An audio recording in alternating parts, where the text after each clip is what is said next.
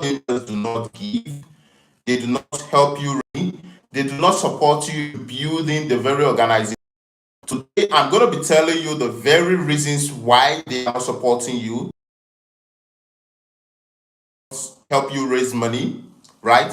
And then we're going to look at how you can get them to start raising money for your non-profit organization. As I would always say, the non-profit world isn't a one-man show. You are not meant to do it alone. Doing it alone is the fastest way to get frustrated. It's the fastest way to go into isolation, because this work, this non-profit work, is all about collaboration. It's a people's work. So you must have board members who are ready to step up, who are ready to support you, who are ready to give you their best, including even bringing in their own resources to ensure the organization succeed. But what do we have today? We have leaders who hardly step up. We have leaders who think that being a part of the board is a sort of a flex, right? They see being part of the board as a sort of a title instead of a responsibility. So what we're going to talk about today is how can you get them from leadership of the organization as a title to being an active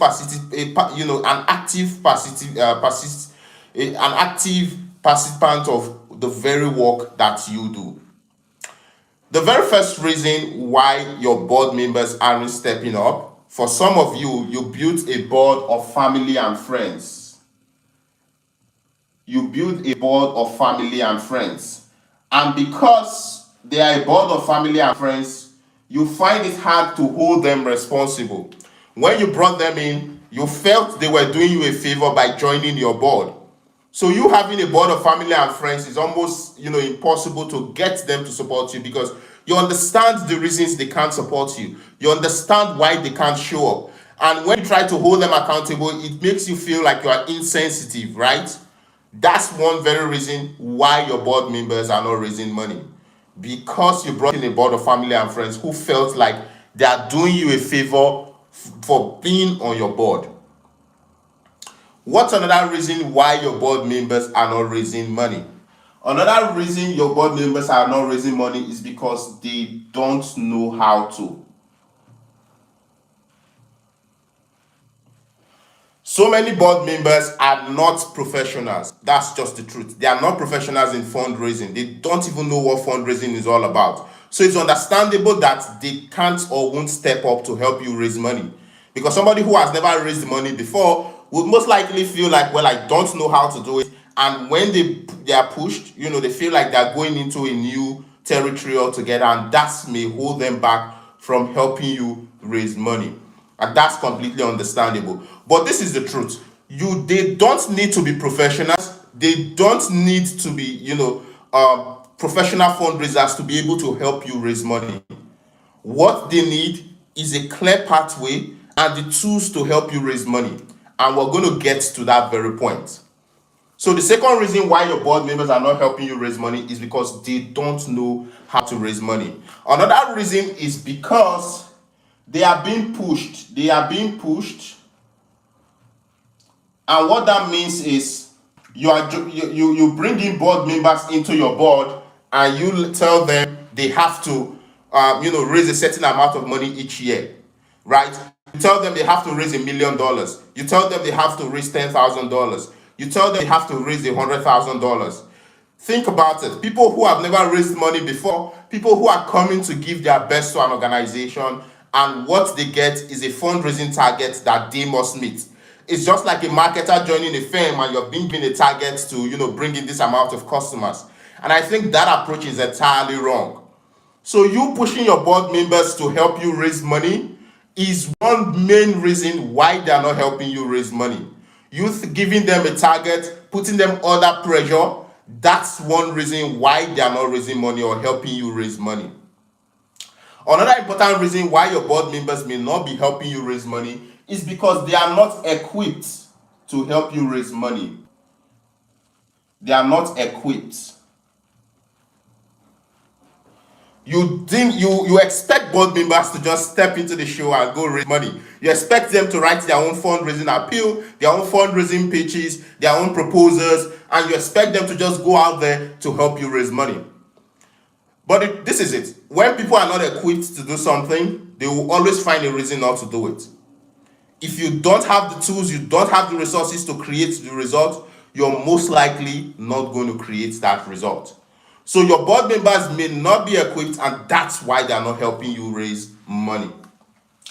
Lastly, they don't have clarity.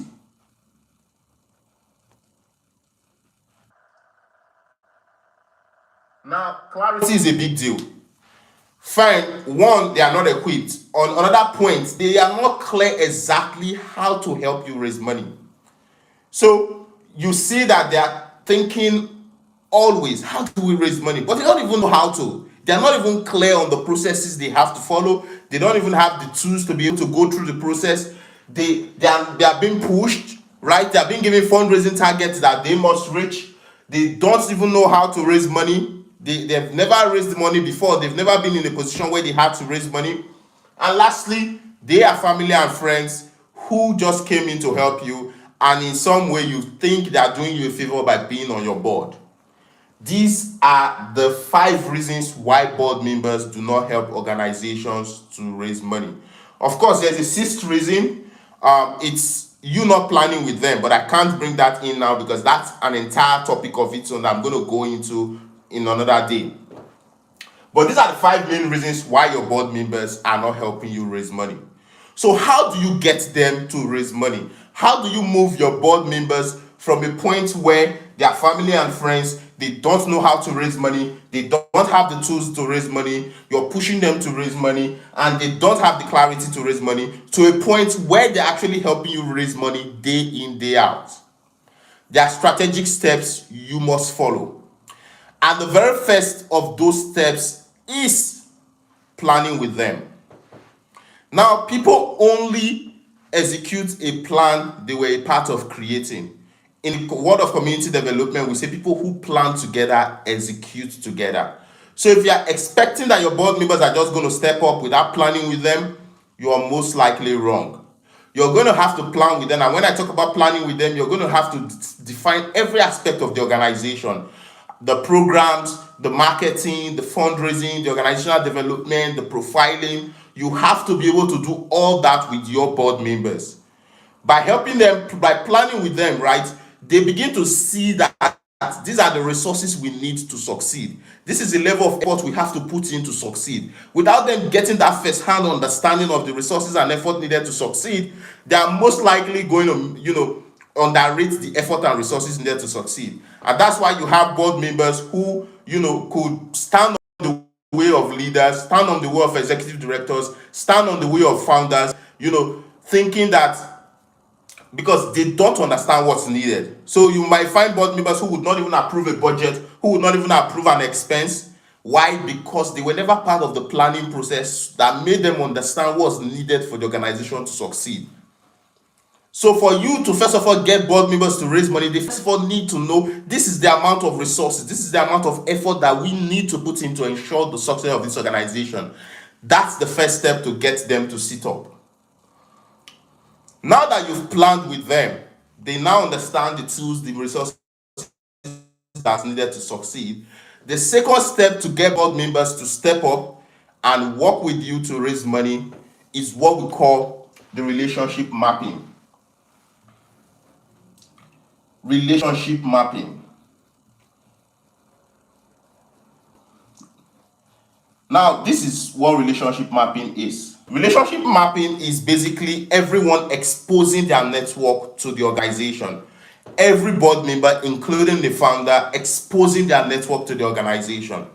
But this is it. If you tell board members to simply expose their network to the organization, list 5 to 10 people within your network that can help support the organization, you are most likely going to get them telling you, well, we don't know anybody. Because why? People don't even like reaching out to their friends, their families, to start asking for money. People don't even like asking for money in the very first place. So for you to be able to get them to map out their friends and family, their processes, you must take them through. The very first step is identifying the ideal funders of the organization. Who are the ideal funders? These are people who have the propensity, the capacity, and the affinity to give to an organization.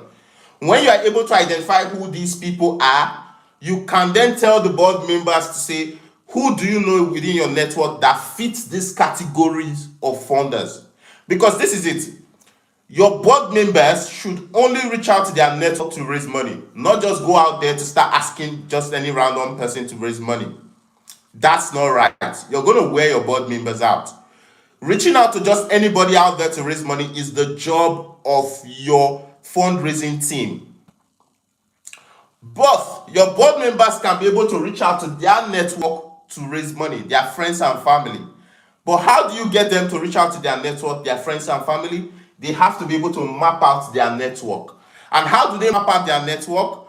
You have to be able to identify who the ideal funders of your organization is, and then expose them to your board members, saying, for example, you run an homeless organization, right? The homeless organization now goes on, maybe the ideal funders for your homeless organizations are real estate agents, real estate companies. Why? Because these are the people that benefit when you empower homeless people to get homes and they get off the street. Now, if these real estate agents and real estate companies, you now identify them as your ideal funders, you can now reach out to your board members to say, who do you know within your network that are real estate agents that owns real estate companies? That way, it's easier for them to map out their network. Unlike where you just reach out to them and tell them, who do you know that can help us support our organization? So by mapping out their network, that's the very first step to get them to raise money and support your organization. Now that they've mapped out their network,